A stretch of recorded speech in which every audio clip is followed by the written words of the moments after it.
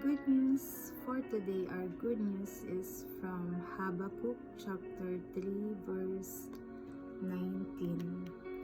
The sovereign Lord is my strength. He makes my feet like the feet of a deer. Hallelujah.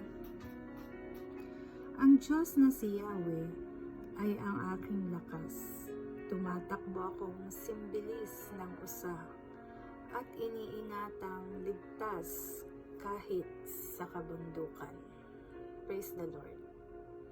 Pinili ni Habakkuk na magalak sa Panginoon. Ang Diyos ang magiging tagapagligtas niya at ang walang hanggang pinagmumulan ng kalakasan.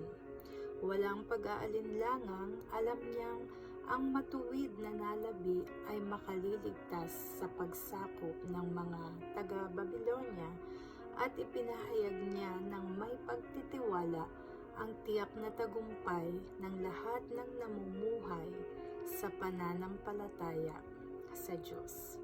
Hallelujah. What do we do when the prognosis is devastating? When our circumstances are beyond our control? Where do we turn when the outlook seems hopeless?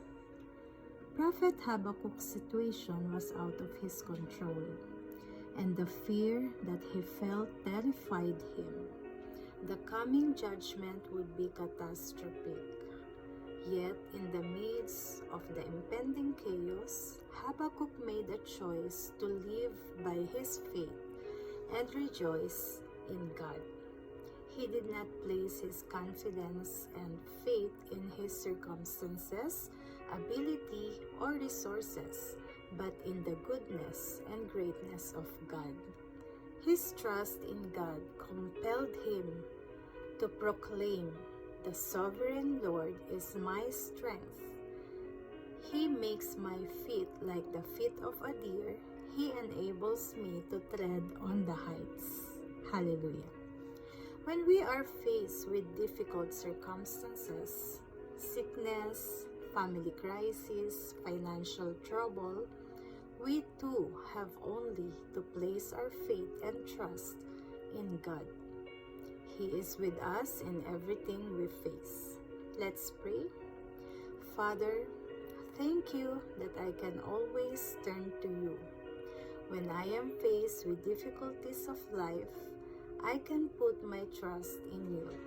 Thank you that you are my refuge and strength, a very present help in trouble.